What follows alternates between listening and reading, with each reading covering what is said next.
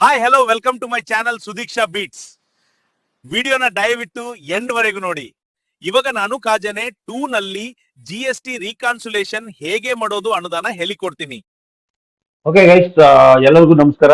ನಾನಿವಾಗ ನಿಮ್ಗೆ K2 ದಲ್ಲಿ GST ರೀಕನ್ಸಲೇಷನ್ ಯಾವ ತರ ಮಾಡೋದು ಅನ್ನೋದ್ರ ಬಗ್ಗೆ ವಿಡಿಯೋನ ಮಾಡ್ತಾ ಇದ್ದೀನಿ. ದಯವಿಟ್ಟು ಈ ವಿಡಿಯೋನ ಎಂಡ್ವರೆಗೂ ನೋಡಿ. ಪ್ರತಿಯೊಂದು ಸ್ಟೆಪ್ ಬೈ ಸ್ಟೆಪ್ ನಾನು ಹೇಳ್ಕೊಡ್ತೀನಿ. ಯಾವ್ದೇ ಒಂದು ಮಿಸ್ ಮಾಡ್ಕೊಂಡ್ರು ನಿಮ್ಗೆ ಪ್ರಾಬ್ಲಮ್ ಆಗುತ್ತೆ. ದಯವಿಟ್ಟು ವಿಡಿಯೋನ ಎಂಡ್ವರೆಗೂ ನೋಡಿ. ನನ್ನ ವಿಡಿಯೋ ಇಷ್ಟ ಆದ್ರೆ ದಯವಿಟ್ಟು ಲೈಕ್ ಮಾಡಿ, ಆಮೇಲೆ ನಿಮ್ಮ ಅಭಿಪ್ರಾಯನ ಕಮೆಂಟ್ ಮಾಡಿ, ಮತ್ತೆ ನಿಮ್ಮ ಫ್ರೆಂಡ್ಸ್ಗೆ ಈ ವಿಡಿಯೋನ ಶೇರ್ ಕೂಡ ಮಾಡಿ. ಸಬ್ಸ್ಕ್ರೈಬ್ ಆಗೋದಕ್ಕೂ ಹೇಳಿ ಅವ್ರಿಗೆ. ಸೊ ನಾನು ಮೊದಲಿಗೆ K2 ದಲ್ಲಿ ರೀಕನ್ಸಲೇಷನ್ 62B ರೀಕನ್ಸಲೇಷನ್ ಮಾಡಬೇಕು ಅಂತಂದ್ರೆ ಫಸ್ಟ್ ನಾವು ಡೆಪಾಸಿಟ್ ಸೂಪರ್ಡೆಂಟ್ ಅಂತ ರೋಲ್ ನ ಕ್ರಿಯೇಟ್ ಮಾಡ್ಕೊಂಡಿರ್ಬೇಕು. ಅದು ಆಲ್ರೆಡಿ ಇರುತ್ತೆ. ಅದನ್ನ ನಾನು ಸೆಲೆಕ್ಟ್ ಮಾಡ್ಕೊತಾ ಇದ್ದೀನಿ. ಫಸ್ಟ್ ಸಬ್ಮಿಟ್ ಬಟನ್ ಕ್ಲಿಕ್ ಮಾಡಿ. ಸೊ ಇದರಲ್ಲಿ ಡೆಪಾಸಿಟ್ ಅಂತ ಇರುತ್ತೆ ನೋಡಿ. ಇಲ್ಲಿ ಡೆಪಾಸಿಟ್ ಅಲ್ಲಿ ರಿಪೋರ್ಟ್ ಟ್ರಾನ್ಸಾಕ್ಷನ್ ಅಲ್ಲಿ ರೀಕನ್ಸಲೇಷನ್ ಅಂತ ಇದೆ ನೋಡಿ. ಇಲ್ಲಿ ದಿಸ್ ಒನ್ ರೀಕನ್ಸಲೇಷನ್ ಅಂತ ಇದೆ. ರಿಕ್ವೆಸ್ಟ್ ಫಾರ್ ರೀಕನ್ಸಲೇಷನ್ ಈ ಬಟನ್ ಮೇಲೆ ನಾವು ಫಸ್ಟ್ ಕ್ಲಿಕ್ ಮಾಡಬೇಕಾಗುತ್ತೆ. ಸೊ ಇದು ನಾನು ಇವಾಗ ಡಿಸೆಂಬರ್ ಮಂತ್ ನಾನು ರೀಕನ್ಸಲೇಷನ್ ಮಾಡಬೇಕಾಗಿರೋದ್ರಿಂದ ನಾನು ಡಿಸೆಂಬರ್ ಮಂತ್ ನ ಸೆಲೆಕ್ಟ್ ಮಾಡ್ತಾ ಇದ್ದೀನಿ ನೋಡಿ. ಇಲ್ಲಿ ಸಬ್ಮಿಟ್ ಬಟನ್ ಸಬ್ಮಿಟ್ ಅಂತ ಕ್ಲಿಕ್ ಮಾಡಿ. ಪ್ಲೀಸ್ ಜನರೇಟ್ ಕ್ಯಾಶ್ ಬುಕ್ ಅಂತ ಬರುತ್ತೆ. ಓಕೆನಾ? ಇಲ್ಲಿ ಚೆಕ್ ರೀಕನ್ಸಲೇಷನ್ ಅಂತ ಬಟನ್ ಬರುತ್ತೆ. ಈ ಬಟನ್ ಮೇಲೆ ಕ್ಲಿಕ್ ಮಾಡಿ. ನೀವು ಕ್ಲಿಕ್ ಮಾಡಿದ ತಕ್ಷಣ ಸೆಲೆಕ್ಟ್ ದಿ ಇರುತ್ತೆ. ನಮ್ಮ ಡೆಪಾಸಿಟ್ ಅಕೌಂಟ್ ನಂಬರ್ ಇರುತ್ತೆ. ಈ ಡೆಪಾಸಿಟ್ ಅಕೌಂಟ್ ನಂಬರ್ ನಾವು ಸೆಲೆಕ್ಟ್ ಮಾಡ್ಕೋಬೇಕು. ಸೆಲೆಕ್ಟ್ ಮಾಡಿದ ತಕ್ಷಣ ನಮ್ಗೆ ಇಲ್ಲಿ ಬರುತ್ತೆ ಜನರೇಟ್ ಕ್ಯಾಶ್ ಬುಕ್ ನೋಡಿ. ಇಲ್ಲಿ ಜನರೇಟ್ ಕ್ಯಾಶ್ ಬುಕ್ ಅನ್ನೋದನ್ನ ಕ್ಲಿಕ್ ಮಾಡಿ. ಇದನ್ನ ಕ್ಲಿಕ್ ಮಾಡಿದ ತಕ್ಷಣ ನಮ್ಗೆ ಎಷ್ಟು ಅಮೌಂಟ್ ಇದೆ ಏನು ಅನ್ನೋದು ಕಂಪ್ಲೀಟ್ ಆಗಿ ಬರುತ್ತೆ. ಇದರಲ್ಲಿ ಡೀಟೇಲ್ ಆಗಿ ಸಿಗುತ್ತೆ ನಿಮ್ಗೆ ನೋಡಿ. ಇಲ್ಲಿ ಕಂಪ್ಲೀಟ್ ಇದೆ. ನಾವು ಎಷ್ಟು ಕಟ್ ಆಗಿದೆ ಏನು ಅನ್ನೋದ್ರ ಬಗ್ಗೆ. ಈಗ ನಂಗೆ 9,000 ಚಿಲ್ಲರೆ ಕಟ್ ಆಗಿದೆ ನಮ್ಮ ಇದರಲ್ಲಿ. ಸೊ ಇದಾದ್ಮೇಲೆ ಮತ್ತೆ ಕೆಳಗಡೆ ಬನ್ನಿ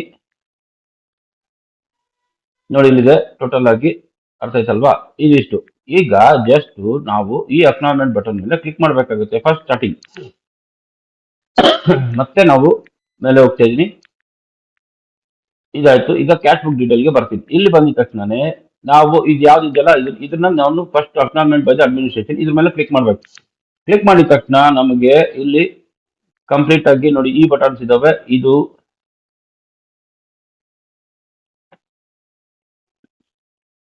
ನೋಡಿ ಇಲ್ಲಿ ಅಮೌಂಟ್ ಬಂತು ನನಗೆ.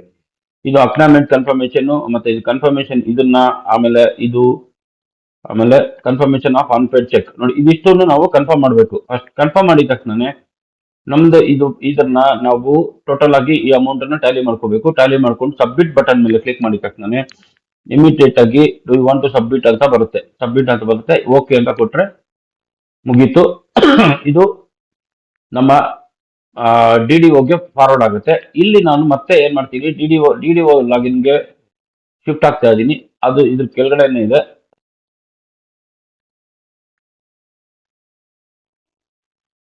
ನೋಡಿ. ಇದು ಡೆಪಾಸಿಟ್ ಅಡ್ಮಿನಿಸ್ಟ್ರೇಷನ್ ಅಂತ. ಇದು ಡೆಪಾಸಿಟ್ ಅಡ್ಮಿನಿಸ್ಟ್ರೇಷನ್ ಮೇಲೆ ಕ್ಲಿಕ್ ಮಾಡಿದ ತಕ್ಷಣ ನಮಗೆ ಇಲ್ಲಿ ವರ್ಕ್ ಲಿಸ್ಟ್ ಅಲ್ಲಿ ಸಿಗುತ್ತೆ ನೋಡಿ. ಇಲ್ಲಿ ರೀಕನ್ಸಲೇಷನ್ ವರ್ಕ್ ಲಿಸ್ಟ್ ಮೇಲೆ ಸಿಗುತ್ತೆ. ಇದ್ರ ಮೇಲೆ ಕ್ಲಿಕ್ ಮಾಡ್ತೀವಿ. ಇದು ಕ್ಲಿಕ್ ಮಾಡಿದ ತಕ್ಷಣ ನಮ್ಗೆ ನೋಡಿ ಇಲ್ಲಿ ಬರ್ತಾ ಇದೆ ರಿಕ್ವೆಸ್ಟ್. ಇದ್ರ ಮೇಲೆ ID ಮೇಲೆ ಬಂದಿದೆ. ಈ ID ಮೇಲೆ ಕ್ಲಿಕ್ ಮಾಡಿದ ತಕ್ಷಣ ನಮ್ಗೆ ಕಂಪ್ಲೀಟ್ ಆಗಿ ಇಲ್ಲಿ ಏನೇನಿದೆ ಅನ್ನೋದು ಬರುತ್ತೆ. ಟೋಟಲ್ ಆಗಿ ಇದಾಗಿರೋದು. ಮತ್ತೆ ಇಲ್ಲಿ ಅಮೌಂಟ್ ಇದೆ ನೋಡಿ.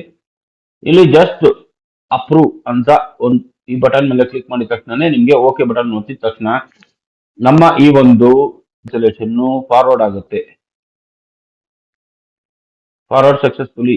ಇದನ್ನ ಕ್ಲೋಸ್ ಬಟನ್ ಮೇಲೆ ಕ್ಲಿಕ್ ಮಾಡಿದ್ರೆ ಮುಗೀತು. ನಮ್ಮ ಈ ಒಂದು GST ರೀಕನ್ಸಲೇಷನ್ ನ ಮಾಡಿ ಟ್ರೆಜರಿಗೆ ಸಬ್ಮಿಟ್ ಆಗಿರುತ್ತೆ.